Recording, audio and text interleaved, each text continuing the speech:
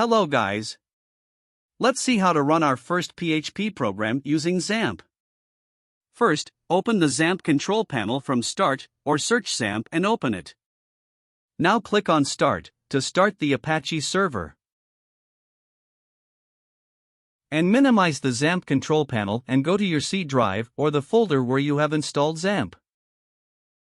Now click on Xampp folder and then find the htdocs folder and open it. Now let's create a folder named Sample Project, or any name you want. Open the folder you have created and create a text file. And then rename it as demo.php. And click Yes to save changes. You can see the file type is now changed to a PHP file. Now, right-click and open the file using any editor. It can be Notepad or Notepad++ or anything. You can now copy the code from the description or type in the code as you see. After you have entered your first PHP code, you can go to File and Save, or simply use Ctrl+S on the keyboard as a shortcut. Let's minimize the editor and go to your default web browser. Let's check whether your Xampp installation is successful. Open a new tab and type in Localhost and click Enter. You can see that the Xampp welcome message is loaded. Now open another tab and type in localhost/sample project, or the name you have given to your folder,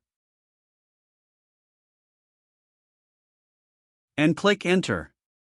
You can see there are two directories, a parent and the demo.php. Click on demo.php to view your first PHP program. You can add additional HTML changes to your program. Copy the other half program from the description and paste it in your editor. You need to place the PHP program inside the body tags in order for it to work.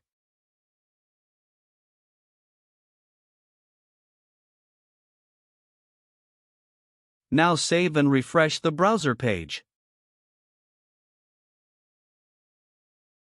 You can notice that the title of the tab has been changed.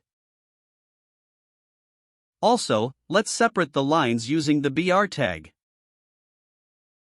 And remember, each time you update your code you should refresh the browser page. Let's now do some font styling. You can add H1 tags before and after any words to make it as heading. We can also make the words italic by adding an I tag before and after any word or sentence. Refresh to see the changes.